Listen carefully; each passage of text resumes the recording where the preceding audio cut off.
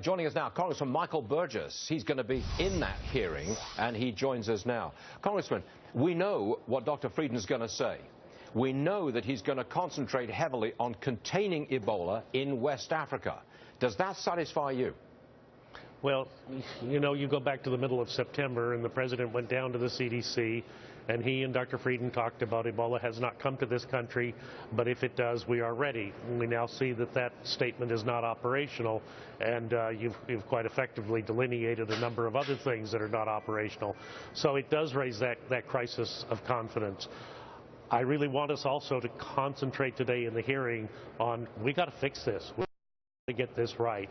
So what are the steps that are going to be taken by the CDC? What are the steps going to be taken by the hospital, which quite honestly has received an enormous amount of bad press over this, and deservedly so. Congressman, so what are we going to do to make these things better? Congressman, do you want a travel ban?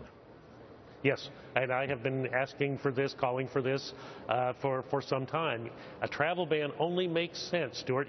You've got 150 people a day who are seeking travel documents from Western Africa to come to this country. That is a manageable number. I'm not saying that you cut it off forever, but can we not just hit the pause button?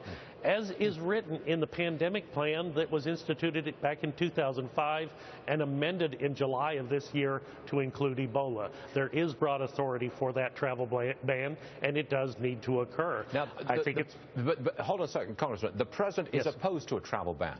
And there is some suspicion that he's opposed to it, but there's a suspicion that he's opposed to a travel ban because of political correctness.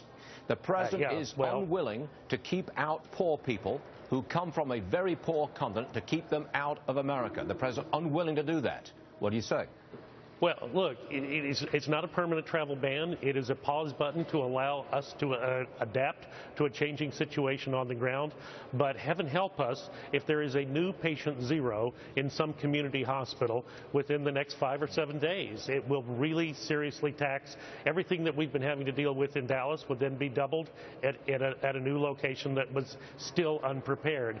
You know what? We can be very generous with aid packages to Western Africa. The travel can continue to occur on military transports. It's not like we're cutting them off from the world. But for the 150 people a day who are requesting to come into this country from Western Africa, hit the pause button for a while. And you know, Stuart, the World Health Organization has projected that the number of new cases in a few months' time will be about 10,000 a week. That is going to increase the pressure on people to leave that area and come to the United States. It will not be easier to invoke a travel ban then than it is today. The time is now. Congressman Burgess, thank you very much for being with us today. I know it's a busy day for you, but watching you on that committee a little bit later. Thank you, sir. Great. Thank you.